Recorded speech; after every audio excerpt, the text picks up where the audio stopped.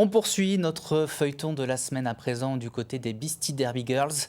L'équipe de roller derby rémois s'entraîne toutes les semaines pour affûter ses techniques. L'occasion de revenir aussi sur l'histoire de ce sport tout droit venu des États-Unis. Laila Landry et Raphaël Doumergue. J'ai essayé de préparer un bon training pour ce soir. Un bon entraînement de roller derby commence toujours sans patin.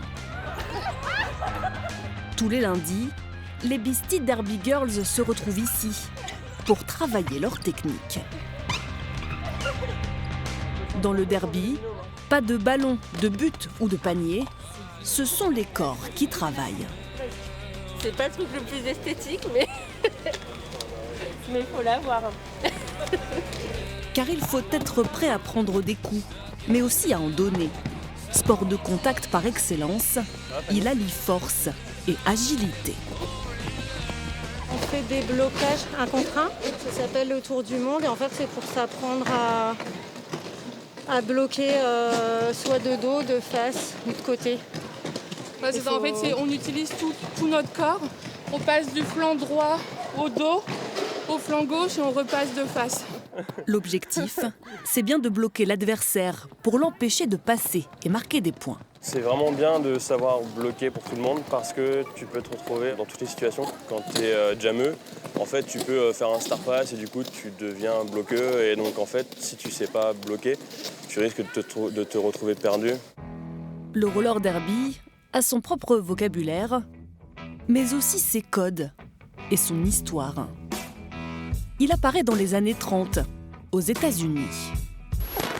Sport à l'américaine, à New York, entre les équipes de Manhattan et de Brooklyn. À la base, c'est un sport 100% féminin. À une époque, pas franchement féministe, à en juger par le commentaire de ce journaliste. Ces dames, si elles ont le pied léger, ont aussi la main leste. On ne connaît pas en France ces matchs féminins d'un genre si spécial. On sait que nos sportives sont des anges de douceur. Ne regrettons rien, car dans ces championnats, il ne reste aux pauvres hommes que la tâche d'arbitrer.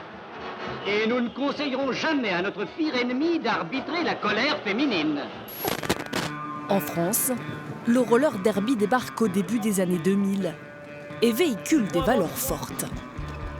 La renaissance du roller derby en 2000 se fait sur une scission par rapport aux idées patriarcales, à la mainmise des hommes sur le sport, etc.